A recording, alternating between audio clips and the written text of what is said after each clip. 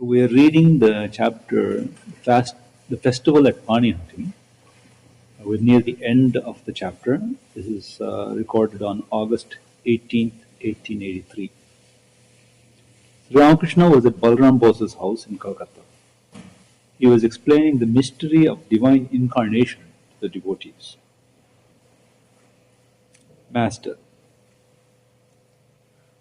When Sri Ramakrishna went to Calcutta, there were very few places that he would actually like to spend time. One of those places was at Balram Bose's house.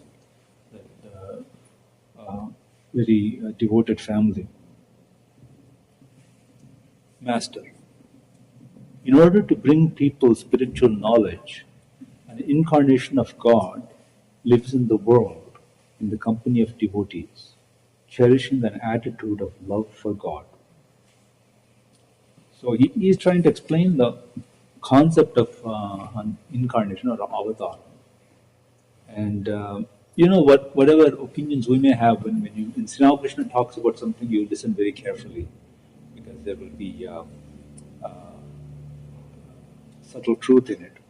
So he's saying when the incarnation of God comes, there are times at which they will be absorbed in spiritual thought, and then they may not talk in the usual sense. They may not talk in the kind of language we're used to, but most of the time they live like human beings, and so they live in the company of devotees, cherishing an attitude of love for God. That is, they seek and find themselves in the company of others who are interested in spiritual life and who have some devotional aspect. So the company of devotees, cherishing an attitude of love for God. So if you wouldn't know, sometimes people don't realize that they're in the midst of a great person. But so if you look at it from a superficial point of view, you'll just see a person who's very devoted, has great interest in spiritual life, and there'll be similar-minded people around him. It is said that for Sri Ramchandra, very few people recognized him as an avatar. They thought he's a good man, a great king. So therefore, not everyone will recognize it. So he's saying, but the incarnation himself or herself is always aware of their spiritual nature. And so what he says is, in order to bring people spiritual knowledge, so they live in that way, externally look quite ordinary, and they want the company of devotees, that is, the people who take seriously spiritual life. And secondly, they are always realized, they're always conscious or aware that they have a mission, namely to bring people spiritual knowledge, either through explicitly teaching or by just who they are, by their very presence. Spirituality is awakened. It is said that the sign of a spiritual person is that in their company, spiritual thoughts arise in us. The sign of a spiritual person is that in their company, spiritual thoughts tend to arise in us. So they're not only a mass of purity and spirituality, but they awaken that spirituality in others, those who come near. Not necessarily by anything they say even, they may be silent, but just by their presence. So in order to bring people spiritual knowledge, an incarnation of God lives in the world in the company of devotees, cherishing an attitude of love for God. It is like going up and coming down the stairs after having once reached the roof. What is this reaching the roof? He means that at one time, so if you look at Sri Ramakrishna's life, he practiced the intense sadhana. Intense. So at that time, there was no question of talking to anybody, let alone even being aware that people are around him. He would be absorbed in a higher state of mind continuously, and so there was no question of anybody approaching him with asking him any question or having a conversation with him. In fact, it's a miracle that he even survived those austerities, that his body survived. And people used to observe him not at all understanding his state of mind, and very few would understand. Once, he used to feel such an intense desire to have personal spiritual experience that he rubbed his face on the ground, saying, another day has gone by and still I haven't realized my spiritual soul. That agony that people feel when they have a goal and they're not able to reach it. We all experience that. But you have a goal that you so badly want, and you try your hardest to reach that goal, but you don't know, you don't reach it, you don't know when you're going to reach it, and at that time there's a lot of pain, suffering in terms of not knowing, the anxiety, and he felt that way for not having the direct experience of God. But not everybody who saw that could understand. You know, they thought that when he's crying that another day has passed and I've not seen my mother. They thought he must have lost his mother, poor boy. You know? And they're not realizing what he's actually saying. So there was a time when he was completely absorbed in spiritual thought. There was a time when he was so absorbed that a yogi who was visiting Dakshineswar at the time realized the high state of his mind and realized also there's some very special person who somehow or other we have to make sure that his body survives this intense sadhana. So he used to actually slap him or do something other to bring his mind down, to bring Sri Ramakrishna's mind down and to feed him a little bit. Because unless he eats something, his body is not going to survive. That story, by the way, I'm sure that Sri Ramakrishna himself told his disciples because Narendra heard it. And much later on, when Sri Ramakrishna asked him, "What's your ideal?" he said, "I want to stay absorbed in samadhi, but every now and then come down and eat a little food." I think that, just trying to put two and two together, the reason Narendra said that is because he remembered the story of Sri Ramakrishna's sadhana when there was somebody had to be physically present, like God himself has sent somebody to take care of his body, to somewhere or other keep feeding him so that he would survive the austerities. So he says here, it is like going up and coming down the stairs after having once reached the roof. Through that intense austerity, he did reach his goal. He did have immediate experience. Moreover, so intense that he never lost it, that he was constantly aware. It is said anyway, people who have spiritual experience say that you never forget it. Once you have it, you're always aware of it. And so one is always aware of it. But in Sri Ramakrishna's case, even that was quite intense awareness. But then he says, so that's like reaching the roof. And then he says, it is like going up and coming down the stairs after having once reached the roof. Now, having passed through that stage, now he brought himself into a different state of mind in which he could actually interact with people. But even so, not any people. If you go to him and start talking about the weather or politics or something, he would start crying almost. He said, "Where have you brought me, mother?" And he'd leave. If anybody even brought a newspaper, he'd say, "Take it away and sprinkle Ganga water there." I mean, he just didn't want to know that. So it's not like when he says he's going up and coming down and now interacting with people, he's going to talk about anything and anything to everybody. He wanted to hear about God and talk about God. He himself will talk, and if you talk about God, he'll listen to you and enjoy that. So it is like going up and coming down the stairs after having once reached the roof. In order to reach the roof, other people should follow the path of devotion, as long as they have not attained knowledge and become free of desire. So there are many paths by which one can reach the roof. Many paths by which you can realize your spiritual ideal. By the way, I hope everyone understands. Realizing spiritual ideal means experience, direct experience. And in Vedanta point of view, it is not an extra cosmic God. Vision of God is not the goal. Neither does this whole process depend on belief. It is not about belief, but it is about immediate experience, not indirect experience, but immediate experience of the reality, spiritual reality. And whatever form or name you want to associate to that reality, that's fine. But the goal is to actually reach that, have the immediate experience, not indirect experience. And so once that experience is had, religion is not speculation anymore. It's not a theory, it's not a subject of discussion. I think like this, you think like that, but it's a matter of reality. See, Swami Vivekananda said that spiritual reality is like that you have a flower in your hand and you know that you have a flower. There's no ambiguity. So in Vedanta, the goal is very clear. It's not about speculation, it's not about discussion, it's not about feeling or opinion. but it's about direct experience. Moreover, that experience is something for all to be sought and all to have. There is no exclusion. But to get to that point where one has the experience, there are many different paths, and all those paths are acknowledged. How do you know? The different paths suit our personality. Our personalities are different. And so according to that, we have to proceed in the most natural way for us. That truth can be expressed in many different ways, and there is a way that will suit us. And having found that path that suits our personality, we should stick to it and try ourselves to reach the roof. So in order to reach the roof, other people, I'll come back to this point in a minute. In order to reach the roof, other people should follow the path of devotion as long as they've not attained knowledge and become free of desire. So there are various things, transformations that happen in this process, in the spiritual process. Again, transformation is the key.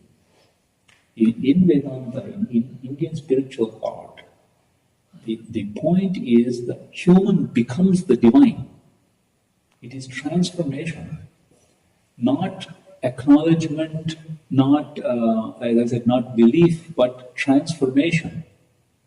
Just as physically we have been transformed from some simple organism, a protoplasm viva, to it is very complex organism, the idea is that there has to be a further transformation, not on the physical level, not even on the emotional or intellectual level, but on the spiritual level.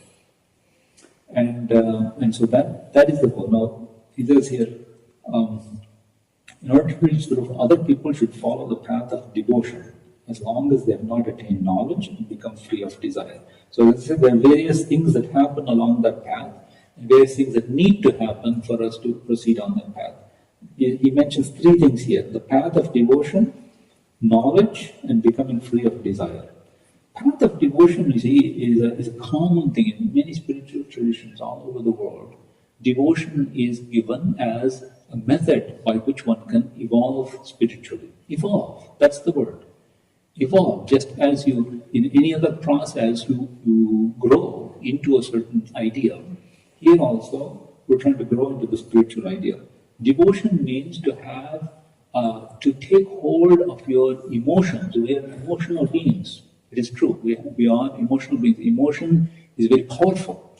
To take hold of that natural human tendency and turn it into an instrument for the realization of our spiritual ideal. That is devotion. So it is the one, in some sense, it is the most easily accessed. We become emotional very easily. You don't need any training. You may need some training to talk about philosophy. First you need language, and then you need to study, and you need to think. But to feel love, you don't need any training. We know it since the moment we're born, we feel a sense of love and belonging. So the path of devotion means to turn that natural love and emotion that we have, to turn it into an instrument for the manifestation of our, to the realization of the experience of our spiritual goal.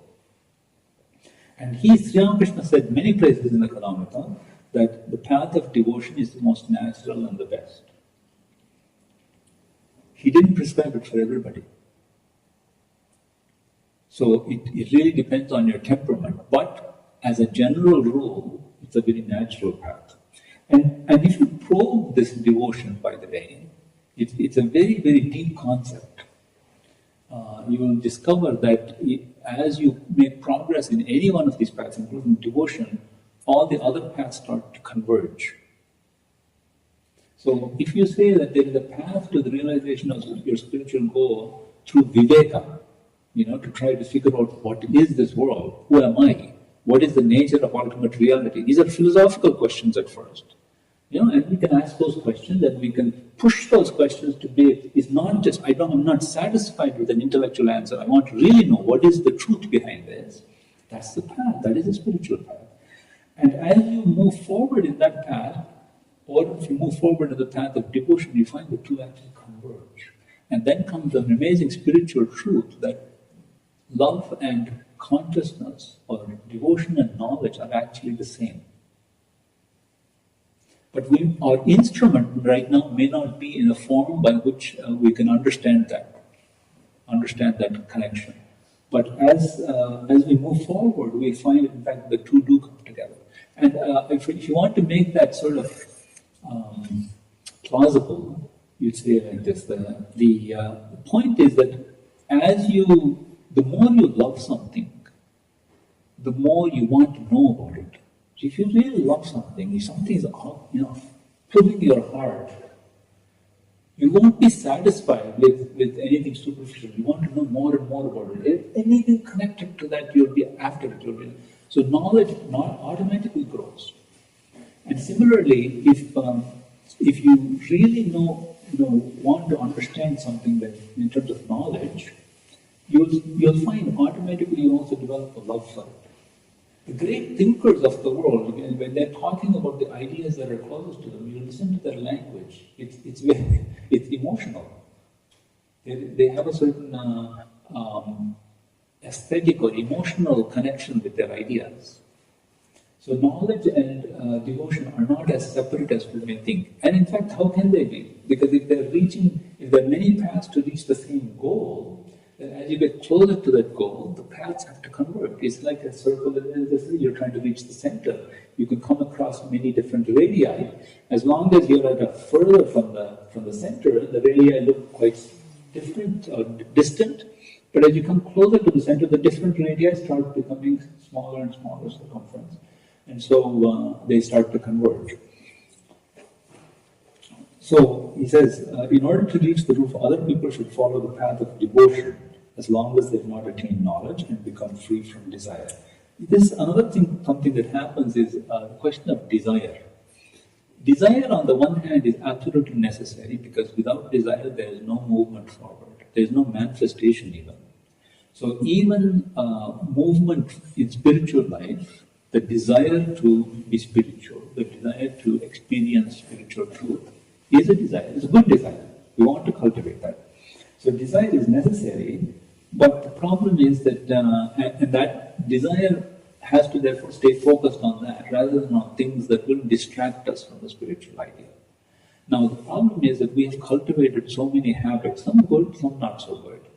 And some of those habits will tend to distract us from our goal.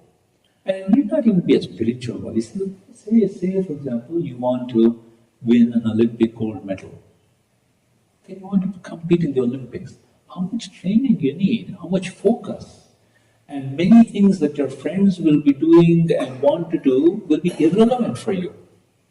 You'll have to say, I don't want to go out to dinner with all my friends. And when I do go out to dinner, I'm going to be very careful what I eat. Why? I have this nishta, I have a goal I'm trying to achieve. And that's not a small goal, it's a very tough goal. So I have to put all my faculties to realize that goal. So what happens is my desires naturally change. As my goal, the desire for my goal becomes more intense, other desires naturally change. So when he says become free from desire, he means those desires that will take you away from spiritual life. You have to minimize those. So he says, in order to reach the roof, other people should follow the path of devotion as long as they have not attained knowledge and become free from desire. Some people are afraid. If you tell them, no, the way to reach spiritual life, you have to practice viveka and vichara. You have to analyze yourself. You have to analyze the world. You have to think what is ultimate reality. That doesn't appeal to everyone. It appeals to some people. So if it doesn't, then you take the path of devotion, as long as they have not attained knowledge and become free from desire. Now, can I ask you one question here? He says, in order to reach the roof, other people should follow the path of devotion, as long as they have not attained knowledge and become free of desire. Who are these other people? In order to reach the roof, other people should follow the path of devotion, as long as they have not attained knowledge and become free of desire. Householders? Householders? Maybe. Other. Why does he use the word other? Because he had a group of Ishwar. He meant other than himself. He doesn't want to say it like that. He was just telling us about the incarnation of God. The incarnation of God has reached the roof and now he walks up and down. But he won't say anything more. But in order to reach other people should follow the path of devotion as long as they've not attained knowledge and become free of desire. The roof can be reached only when all desires are done away with. All desires are done away with. It's interesting, I just told you that you need desire to move you forward, the desire for the spiritual idea. But as Ramakrishna said, you have to remove one thorn with another thorn. So if you think of desire as a thorn stuck in your foot, you use the desire of wanting to be spiritual, the desire of wanting to be devotee to remove this other desire. But then what do? Throw both of them away. Throw both of them away. So the roof can be reached only when all desires are done away with. All desires. And then he prayed to the mother, said that keep a little desire of devotion so that I can hear the name of God. But he asked for that, he prayed for that. You see, the concept of an avatar is an enigma. It is an enigma, meaning it is, you cannot analyze it rationally. Because if you analyze, according to the Yoga Sutras, if they tell you what does it mean to have the highest realization, nirvikalpa samadhi, everything is burned away. So there's no question of going into nirvikalpa samadhi and then coming back into ordinary state. Because there's nothing left to come back to. Everything is burnt, they say. So how is this possible then? How is it that you are completely freed from your identity, completely identified with the spiritual reality, and yet after a while you come back and manifest again in the body? How is that possible? It's an enigma. Vedanta doesn't give an answer to that. The avatara is an enigma. Some people say the Paramahamsa keeps some desire. I'll drink some water. He used to say, Ramakrishna used to say things like that. Keep some desire. Maybe. But then you would argue, then is it really nirvikalpa samadhi if he's kept a desire? The answer is, it is a mystery. And the point is, Vedanta is bold enough to say, there are some things that cannot be explained rationally. Why? Because reason is in the context of the mind. And spirit is beyond mind. Body and mind belong to nature. Time, space and causation belong to nature. So as long as you ask explanation, why, that can be done only within nature. And you're talking about something that goes beyond nature. And therefore, causation doesn't work there. So there's a mystery. There's another aspect of Vedanta, the whole business of Maya. Maya is mystery. Not illusion, but a mystery. The apparent coexistence of contradictions. This is Maya.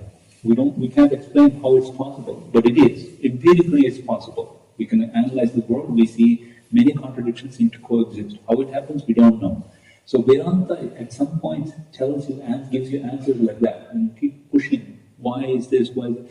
They'll give you an explanation up to a point, and then say that when you're talking about ultimate reality, you're going outside the realm of causation, and so no answer can be given. So the avatara is a kind of an enigma, here and not here, beyond and also here.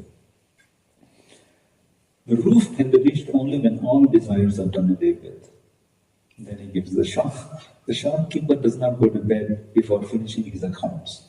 He goes jump from extreme high idea to ordinary idea, and he's always conscious of that he's trying to communicate something to people. The shopkeeper does not go to bed before finishing his accounts. He goes to sleep only when his accounts are finished. Okay, then to M. So here he was talking to a bunch of devotees. He was explaining the mystery of divine incarnation to the devotee. So there must be a group of people around him. Now he says to M. So we have to assume that in that group, M is also seated. Anyway, he would have been seated because we have the record. Yeah.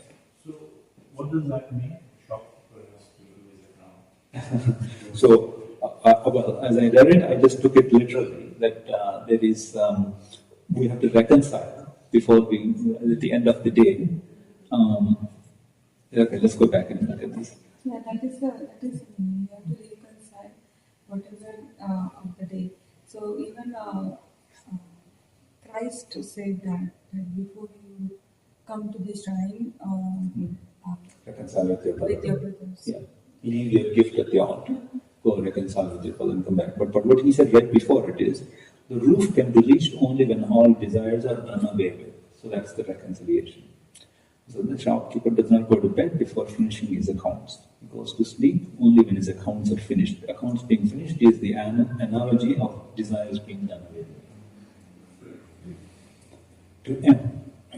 A man will certainly succeed if he will take the plunge. Success is sure for such a man. See what he's saying? If you take the commitment, which we are afraid to do, frankly, we are afraid to do. But if we do it, he says, success is sure. Success is sure for such a man. A man will certainly succeed if he will take the plunge. Now, why did he say this to M? There are many people there. We don't know who else is there. We didn't tell us. But why did he say it to him? There could be several possibilities. One is that he knows M is keeping a record. And so he's trying to tell him, make sure he catches a certain point.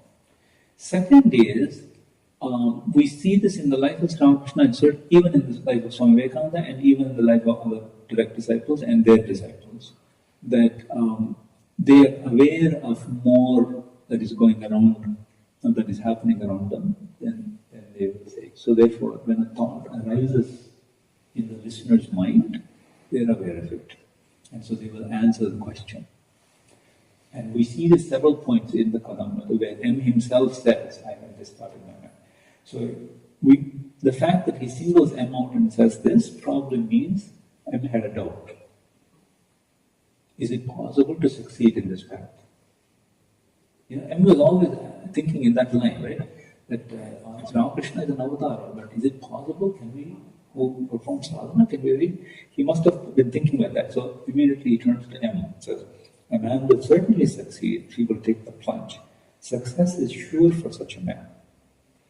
By the way, I just want to point out that when you read Kadamrita, you go very slowly and use your imagination a little bit to ask questions like what we just discussed. Namely, why he's saying this or why he's saying that. And what you'll find is the scene will come alive for you. It'll almost feel after some time of this, you were there. So there are many things between the lines in the Kadamrita that he doesn't say explicitly, but if you put your mind to it, you will see it. And it really makes it very enjoyable to study when you do that. Okay.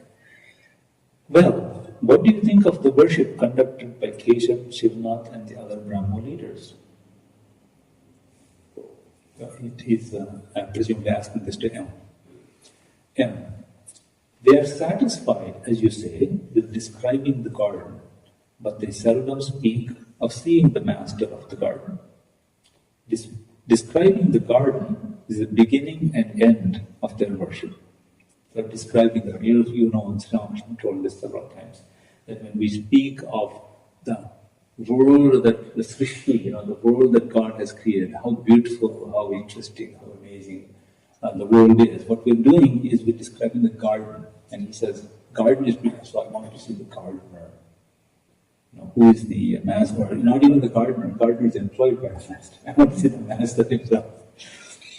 They are satisfied. So he said this before, and man has already caught it. And so when Sri Ramakrishna asked, how did you like their worship? He's using that same analogy. They are satisfied, as you say, with describing the garden, but they seldom speak of seeing the master of the garden. This idea, again, emphasize it to yourself. The goal in Vedanta is personal spiritual experience, not acknowledgement of an ideal, not acknowledgement of a dogma or a theology, not belief, not even faith. It is personal spiritual experience, and not for some and not for others, for everybody. This idea, I think even in Indian thought, sometimes people don't put it front and center. Anubhava, experience, protection, that is not hearsay, not testimony. You want your own experience. And Vedanta clearly says you can have it. And Ramakrishna just said, a man will certainly succeed if he will take the plunge. Success is sure for such a man.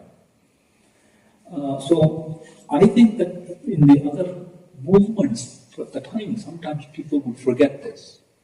And so maybe in the Brahma Samaj, maybe in other movements as well, there is an idea of devotion means prayer and worship, praise, all of which is good. The Brahmins, if I understood correctly, have had a curious kind of spiritual ideal. It is more like the ideal, if I may be permitted to say, it's more like the spiritual ideal of the Christians, in the sense that there is a personal, formless God. Personal, formless God. And so that's why Keshav, Chandra Sen had this difficulty first in understanding, but then understood later on the concept of Brahman, which goes beyond the personal. And so, when the Brahmins said, don't bow down to any forms or images, they weren't talking about Advaita. It is not Advaita. It is very much Dvaita. It is dualism. Only they were saying that we don't accept these forms, so therefore there's a personal, formless God. Without any thinking of any form, how can you Now here's the other thing. Well, that's exactly the point. That in terms of the limitation of the human constitution, within the realm of name and form, we tend to see everything in terms of name and form. As Swami Vivekananda says once, okay, so let's talk about the infinite. Even in this personal God of the Brahmins and in other religions, God is infinite. Fine. Okay, what do we mean by infinite? If I ask you what is infinite, then at best you will try to tell me like the sky, like the ocean, something big, like space. But all of those are finite. And is that wrong? It's not wrong, because that's our conception is through name and form. Okay? So so that's why that's the point that Vedanta disagrees with the Brahman way of thinking. And namely, it says that you cannot deny the reality of those forms, because it is the path through which you reach that which is beyond forms. So by denying that, you're actually stunting your growth. You're actually, just as we said, emotion is natural in us. Why don't we use it as an instrument for realizing our spiritual ideal? Rather than trying to say, I shouldn't become emotional. What happens is that actually stunts our growth. It creates a psychological problem. Some people feel that it's something kind of sign of weakness to express love. It's a total mistake. It'll actually stunt our growth. So, similarly, here, if we say our natural way of conception of any idea, even when we talk of that which is beyond nature, is through nature. So, if you deny me that, then I'm stunting my growth. And that is the issue that Vedanta says, especially in the teaching of Ramakrishna, that goal can be reached by many different paths, and you should find out what your nature is like and then use that, rather than trying to deny it and creating a new psychological problem. So, in the Brahma worship, I think, I'm not really totally familiar with their approach, but what I'm understanding is in their worship, they have a lot of these hymns and prayers, very beautiful hymns and prayers, because we know that we hear some of their songs, in which they praise the formless God and the glory of that God through the nice things that you see in the world. I once attended a Brahma prayer, and they still, even they praise the formless God and all, they still have some sort of like a symbol in front of them, which they pray to. You see, like Om or whatever, right? They have that symbol. You remember on Wednesday we were studying Swami Vivekananda, and he made this statement: the whole universe is a symbol. People advance through the use of symbols. The whole universe is a symbol, and we're trying to find out what the thing signifies. So you cannot eliminate symbols. You cannot eliminate forms. It is in and through that we can rise above them. And only thing is, also Swami Vivekananda said, it's good to be born in a church, don't die there. That means grow. This whole business, again, we come back, the whole thing is very simple. There are only 2 or 3 principles operating here. Use whatever methods are available for you, but grow.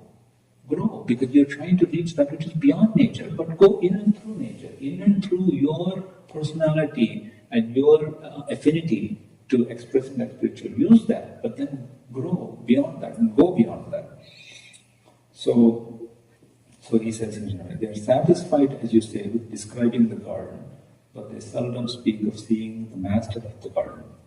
Describing the garden is the beginning and the end of that version. Master. Is that right? Our only duty is to seek the master of the garden and speak to him. The only purpose of life is to realize God. Now, on Wednesday I told you, when you study these books, always study with a notebook.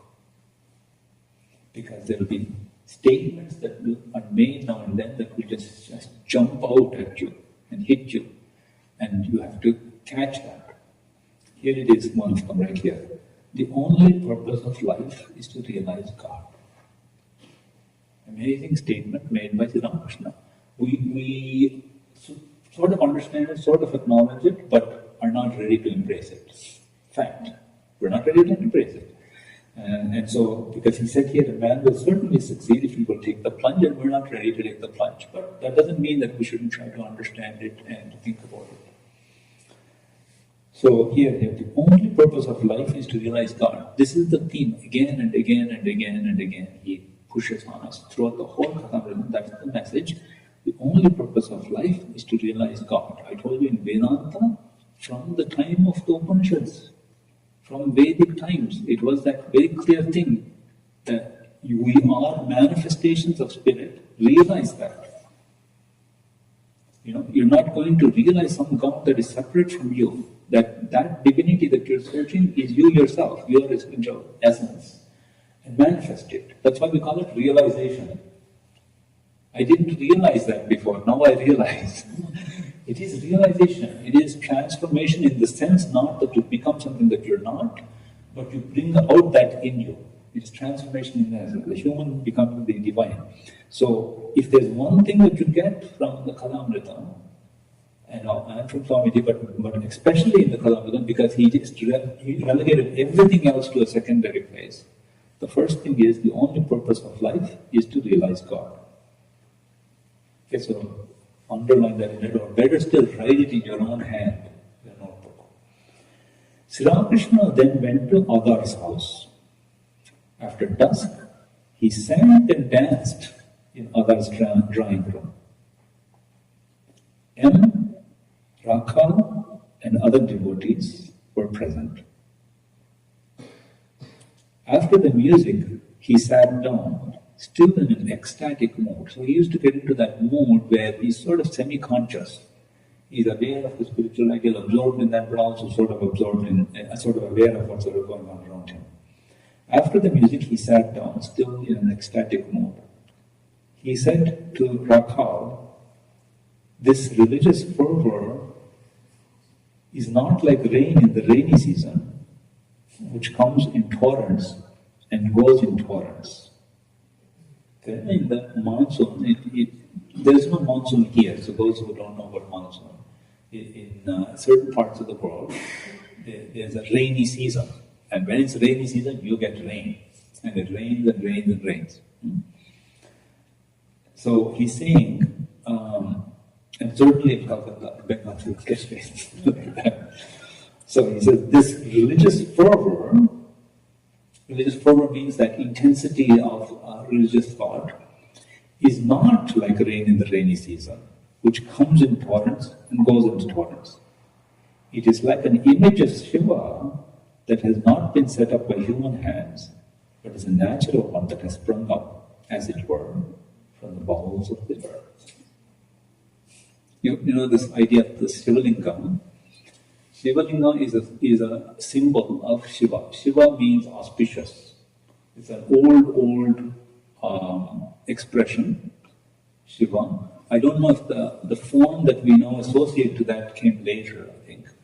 But the concept of Shiva is auspiciousness. And a symbol for that is the Shivalingam, which denotes the subtle cause, I guess that's the way to translate it. And there is an idea that the Shivalinga, you can manufacture it. You can manufacture that image and worship it. Sometimes people make it out of clay, sometimes out of stone. But then there's another idea, the Swayambhu, the lingam that just you dig and it's there. Now maybe you say that in the past somebody made it and it got buried. Maybe, we don't know. But what he's saying here, sometimes you find this image of Shiva that has not been set up by human hands, but is a natural one that has sprung up, as it were, from the bowels of the earth. So what he's saying, this religious fervor, that means his religious fervor, this religious fervor means his religious fervor, is like that. It's like the image of Shiva, which is always there, not made by anybody, but comes up by itself from the bowels of the earth. That means, what it means is, it's not something that comes and goes. That is there. That is his nature. The spiritual fervor is like an image of Shiva that has not been set up by human hands, but is a natural one that has sprung up, as it were, from the bowels of the earth. Bowels of the earth means from within himself. Deep within himself. Deep within himself. Yeah. It's interesting why he would say that to Rakha, because so far we have not had any conversation with Rakha. But after the music, he sat down, still in an ecstatic mood. Sometimes in Sri Ramakrishna, when he went into this ecstatic mood, he would say and do things that he would be hesitant to say in a normal mood. Sometimes he'd tell people very tough things about what they're doing right or what they're doing wrong in spiritual life. And sometimes it would be very embarrassing because they're in a group of people. But here he says to Rakha, this religious fervor to Rakha of all people is a person who is his intimate disciple. This religious fervor is like a Shivalingam, Swayambhu Shivalingam that is coming up from the deep within.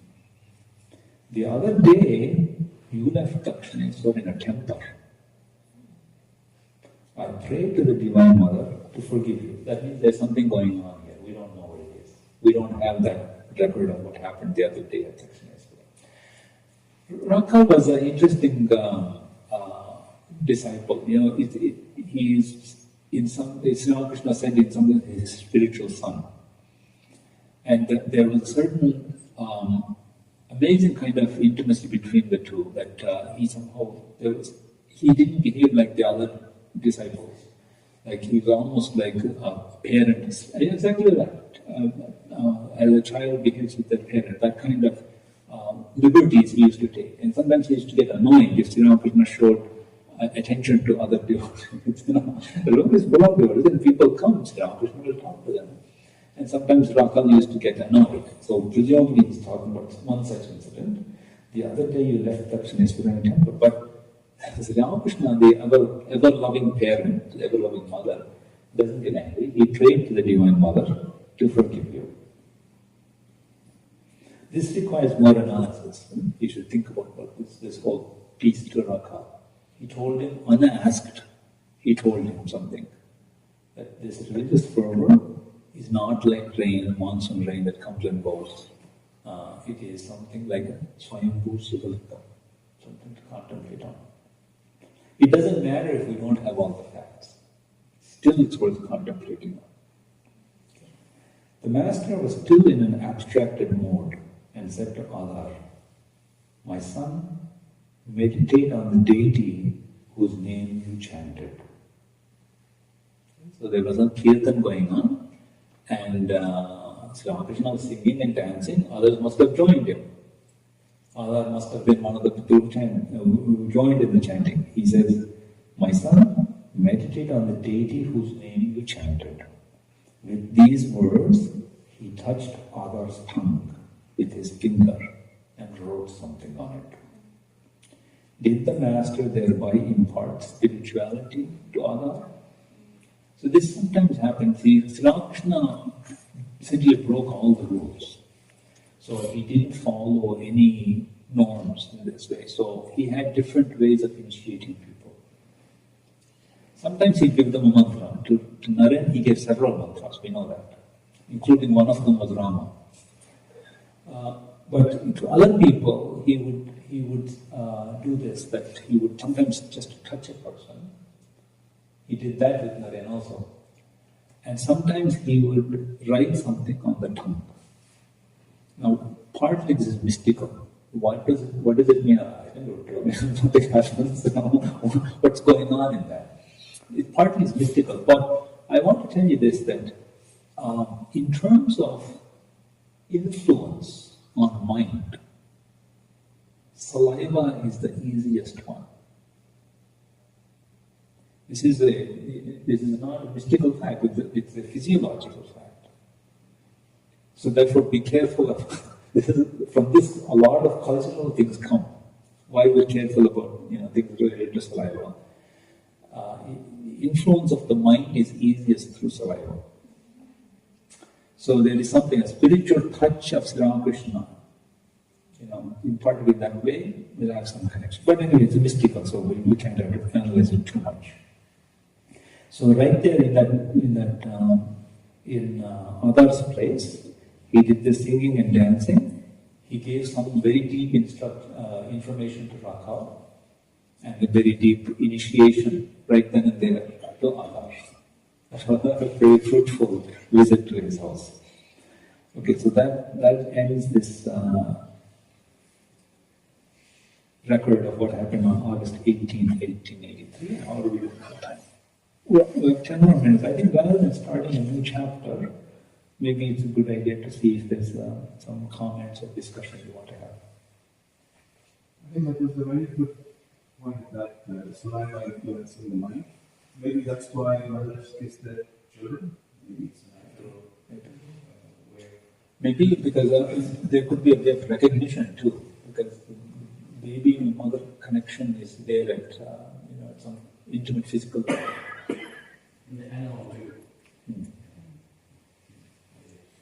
There is a book you might like to read called The Brain That Changes Itself. I don't know if you've heard of it. It's by a doctor named Deutsch, Norman Deutsch. He's a clinician. And this is a book recently that talks about this concept of neuroplasticity. You heard of this? That is there was an idea for a long time that cells in the body, how they form, they start as stem cells and then they differentiate and then they turn into very specific functional cells, which is an organ.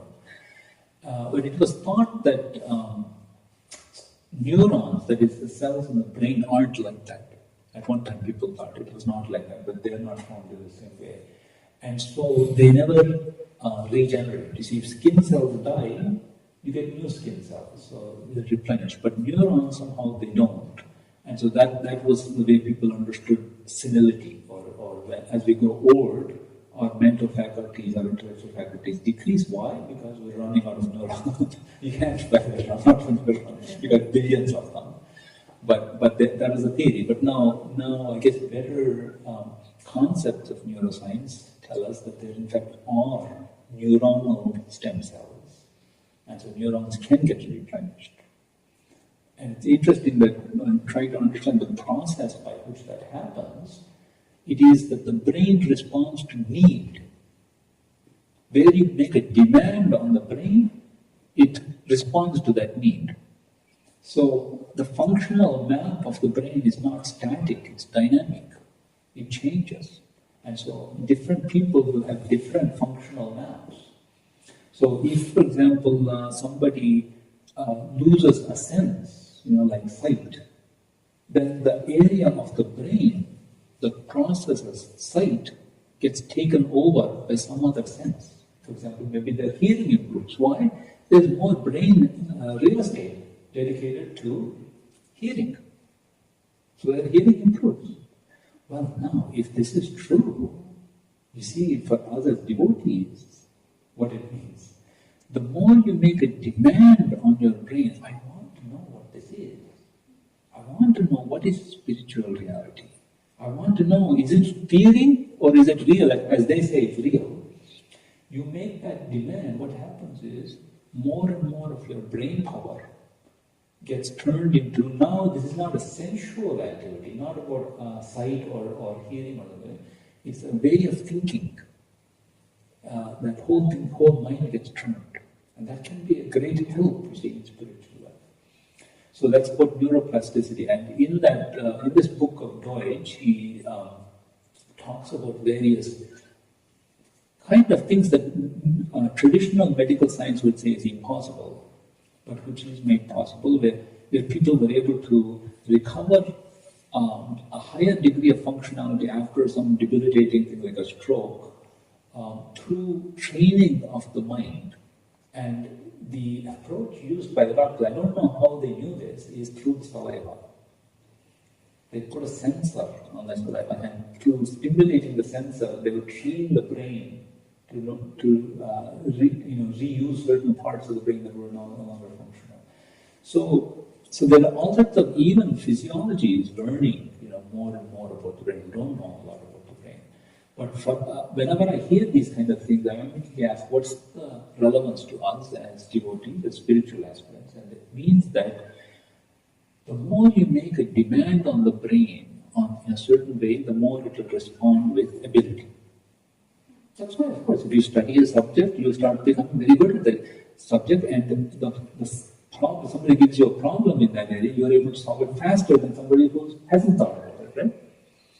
So it's true. So therefore, you can certainly get any academic skill that you want, you can learn any sport that you want, and all of that. But also, if you're spiritual, if our goal is spiritual, same thing there. The more you study, the more you fill your mind with that, the more you meditate on those things, the more your mind becomes colored by that.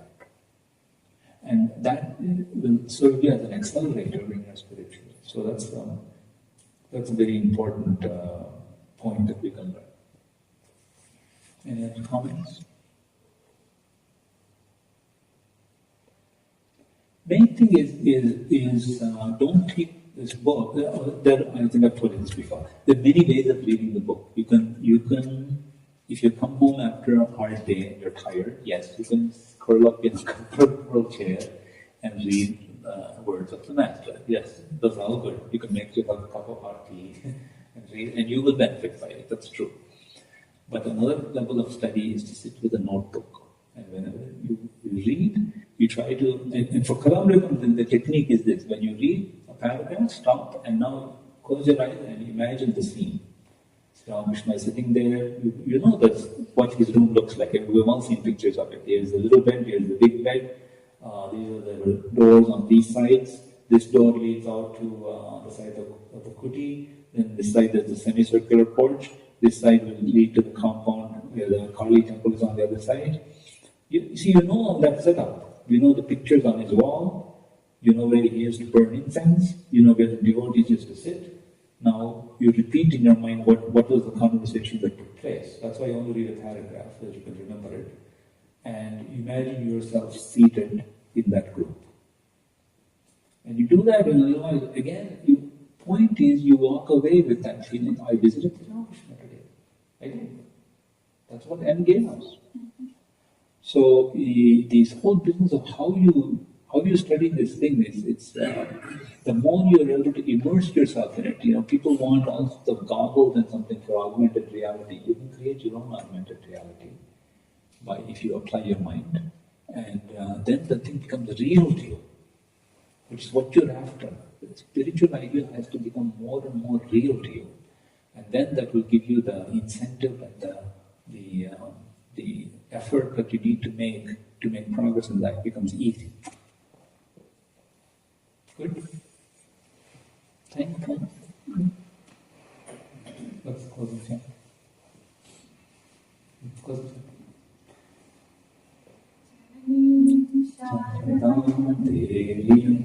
Ramakrishna Jagagurum Parapadme Tayo Shiva Pranamami Murmu